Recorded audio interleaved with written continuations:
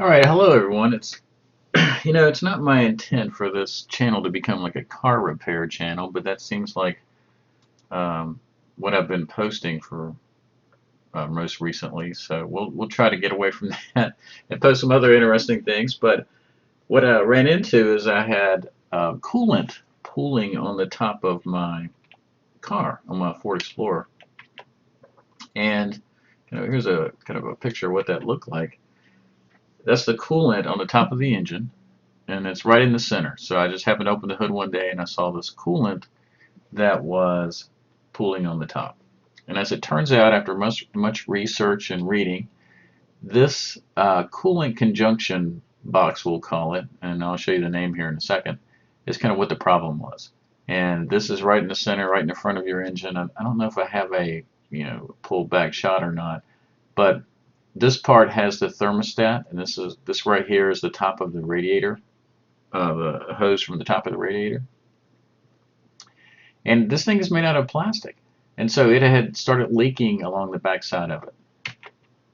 So to repair this, you can buy a water outlet housing kit. You can get this at Advance Auto, AutoZone, those kind of standard auto parts stores, which also leads me to believe that this probably happens quite often because if they carry that part, that means that it's bought frequently, right? And it's not super expensive. I think it was like $65. I mean, it's not cheap, but it's also not $300, right? And it's made out of plastic. Even the replacement one is made out of plastic. I think you can get it in a metal version, and I think that's maybe $200. But I just went with the regular replacement version. There's the part number. So the tools I needed to do this job was an 8mm socket and an extension, a flathead screwdriver, and a pair of channel locks. I use channel locks to remove the hoses. And very important, do not do this project while the engine is hot or any of your coolant is hot. You do not, make sure the engine is cold. I'll say it again.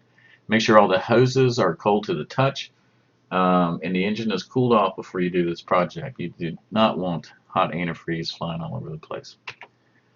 So the first thing you need to do in this project is drain the antifreeze, right?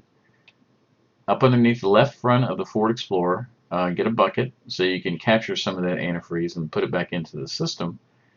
And up underneath the bottom on the left front, you'll see this right here. You undo this plug right here, or you loosen this plug, and your antifreeze will start coming out of this outlet and into the top of your bucket. To make it flow a little faster, go back up to the top and undo this cap where you put in your antifreeze. If you take off that cap or just loosen it some, it'll start flowing out of the bottom really quick. Drain about probably a gallon or a gallon and a half of fluid, and then you should be good to go as far as continuing with the project. So the next thing you're going to do is remove the clamps. Remember, we're taking out this whole piece right here, and you'll see there's 6 bolts here, but really it's only these 3, 1, 2, and 3, that you have to remove to take out the whole thing. But the first thing you're going to do is take off this clamp, which will remove this hose. Take off this large clamp down here at the bottom. This hose goes to the top of the radiator. And then underneath, you remove this clamp. So just squeeze it, slide it down a little bit, and then all your hoses that are attached to your conjunction are loose. And for your flathead screwdriver, this is the temperature module. So this tells your car the temperature of the fluid in the vehicle. And put the flathead screwdriver's little pin right here. So you just need to remove this pin using a flathead screwdriver is what I used. And then this module just lifts right out. And now you are everything is disconnected, assuming you've used your 8mm socket and removed these bolts. So remove these 3 bolts, and you should be loose. This is what it looks like with the module removed. And just some quick notes here. Clean all this up, right? Remove some of the fluid if you can. I used a wet dry vac and just vacuumed out right here so that when I put it back together, and I was checking for leaks, I would know if there was a leak if more fluid had pooled up, right? So I just took the wet dry vac and cleaned that up. It was pretty easy, and it'll help you out in the long run. Another note during the removal and install was underneath the bottom. This is the old one, so this is the picture of the underneath the bottom where it sits in this hole. So right here's the hole where it sets in. There's 3 bolts. It has 3 tabs, and 2 of those tabs had broken off. And I thought, because of my wrestling to get this thing out, that I had maybe done that. Obviously, I did, but they're very fragile because this plastic has gotten brittle, and that's why the tabs are not why I've had the leak, but the plastic being brittle is why I had the leak. And to give you an idea, there's one of the tabs down in the hole. I wanted to show you this. I was able to get that one out, but the other one's down in there somewhere, and I could feel it with my finger. I just couldn't get it out. But I'm not too worried about it. The stuff is so brittle that I'm sure the water pump will eat it up, or it'll just get hung up in the radiator somewhere, so no sweat. But just know that those tabs are on there, and especially on the new one, when you're putting the new one on, it's going to have these tabs, and try not, just be aware and don't break those off. Okay, so once you got everything back into place, right? So you're putting your new one on, and you have to slide it up underneath this wire right here and kind of get your hoses. Be patient, right? If you can't get it and it's aggravating you because of this wire, I couldn't figure out I couldn't figure out a way to remove this wire. If you can, more power to you. I was able to slide it up underneath the wire, getting it out and putting it in.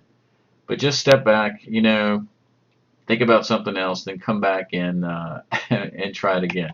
You'll get it on. So once you got all your clamps, your bolts, and everything back together, put your fluid in. Right? Don't forget that. Put your fluid, top the fluid off. There's a mark down here at the bottom that shows you cold fluid level, right, where you need to fill it up to. And after you let it run for a while, you're probably going to have to put more fluid in it again because of that new part that you put in there. So just be aware of that. Just check the fluid after you get it all together. And that's pretty much it.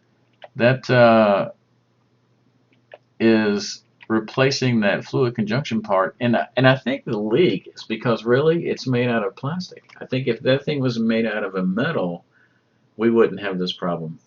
Me and my fellow Ford Explorer drivers, or whoever else uses this engine from Ford, and maybe some of their other cars have it too. It's not a bad job. The first time you do it, it took me a while because I was getting aggravated with the wire thing, but I do not post a video that I don't think the general population couldn't do. That's the reason I have these videos. I'm not a mechanic. I'm not a, I don't do this stuff for a living. I'm just trying to save a little money, and if I can help you save a little money, that's great. But I would not post it if I didn't think, somebody with some common sense, kind of comfortable around tools could do this. So definitely something you can accomplish. So I hope this helps.